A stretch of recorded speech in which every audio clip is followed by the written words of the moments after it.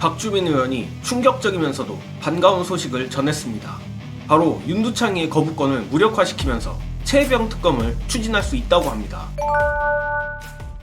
오늘자 뉴스공장에서 국민의힘과 용산의 멘탈이 박살날 만한 놀라운 뉴스가 나왔습니다. 서두에 말씀드린 대로 박주민 의원이 현재 지지부진하기만 한 최혜병 특검 관련해서 용산의 거부권 행사와 관계없이 최혜병 특검을 추진할 수 있는 방법을 공개한 것입니다.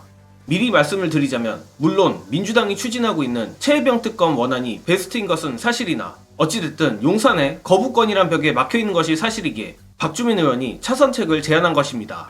각설하고 박주민 의원이 제안한 놀라운 윤두창 거부권 무력화 플랜 보시고 이어가겠습니다. 여쭤보시니까 그냥 말씀을 좀 드리는데 어차피 이제 다 연구를 이제 하기 시작했을 테고 하니까 제가 이제 말씀드렸던 방법은 상설특검법을 활용하는 방법이에요. 현재 있는 법이기 때문에 대통령이 거부를 하거나 할 수 없습니다. 그렇죠. 거부권을 행사할 수가 없어요. 맞습니다. 법이 만들어져 있어요. 네네. 상설특검법의 경우에는 후보추천위원회 구성부터가 독립적인 특검을 만들기가 좀 어렵지 않겠느냐 이런 말씀들을 많이 하십니다. 그런 부분이 일정 정도 있지만 복합적으로 좀 쓸 수 있는 방법을 붙이면 그래도 우리가 쓸 수 있는 특검이 될 수가 있어요. 장점은 대통령 거부권이 통하지 않는다. 단점도 있을 거 아니에요. 단점은 아까 말씀드렸던 것처럼 저희가 지금 추진하고 있고 하는 특검법에 비해서는 과연 얼마나 더 독립적인 특검을 할 수 있느냐 요게 쟁점이 하나 될 수 있고요. 특검보 임명 과정 그리고 수사 기간이나 이런 부분이 저희가 지금 통과시키려고 했던 특검에 비해서는 짧아요. 규모도 좀 작습니다.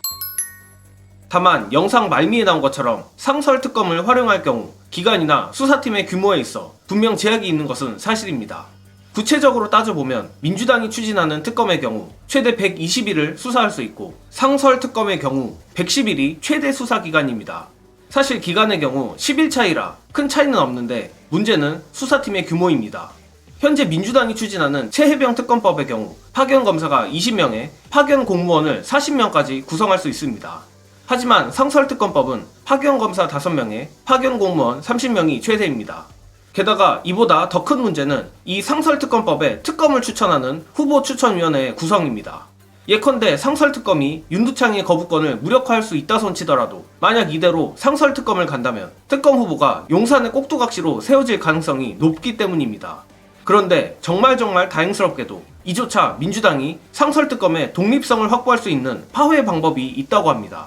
이 부분도 박주민 의원의 놀라운 전략 보시고 이어가겠습니다. 핵심적인 거는 저희 더불어민주당과 조국혁신당이 후보를 사실상 정할 수 있다는 평가를 받는 정도의 그런 구조를 가지고 있어요. 근데 이제 상설특검법은 잘 아시는 것처럼 7명으로 구성된 후보추천위원회를 만들고 그 후보추천위원회에서 후보를 정하게 되어 있는 겁니다. 되는데 이 7명을 어떻게 정하는 겁니까? 이 7명의 3명은 아예 법에 써져 있어요. 법무부 차관. 대통령실 사람이라고 봐야 되고. 그렇죠. 그다음에 법원행정처의 차장. 이것도 윤정권 사람이라고 봐야 되고. 그다음에 대한변협 회장. 약간 보수적일 수 있죠.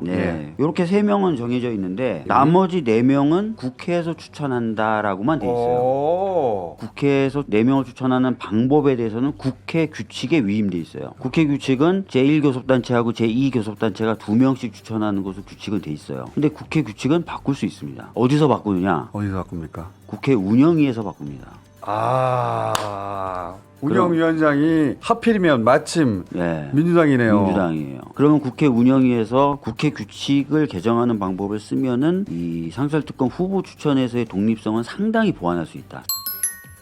하늘이 무너져도 솟아날 구멍이 있다는 말은 이럴 때 쓰는 말이 아닌가 싶은데 이른바 민주당의 최혜병 특검 플랜 B를 가동하기 위해선 박주민 의원이 말한 대로 국회 규칙을 바꿔야만 하겠지만 어쨌든 방법이 있다는 것 자체가 중요한 것이라 봅니다.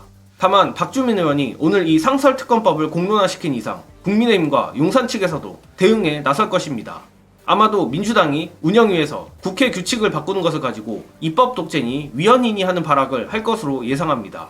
그러나 최혜병 특검법 필요 여론이 70%에 육박하는 상황에서 이를 통과시키기 위한 민주당의 불가피한 조치를 입법 독재 프레임으로 막는 것은 계란으로 바위치기라고 생각합니다. 또한 이건 순전히 제 개인적 의견이긴 하나 더 이상 나올 게 없을 수준으로 물증이 차고 넘치는 이번 최혜병 사건의 경우 파견검사 5명이라는 상설특검법에 한계가 존재하더라도 충분히 윤두창이를 빵에 넣는 게 가능하지 않을까 조심스럽게 예측해봅니다. 물론 민주당의 최혜병 특검법 원안이 베스트인 것은 부정할 수 없는 사실이므로 최혜병 특검법을 통과시키는 데 집중해야 하지만 민주당으로선 이 상설특검 역시 여차하면 밀어붙일 수 있음을 보여주어 전국의 주도권을 쥐고 가는 게 중요합니다.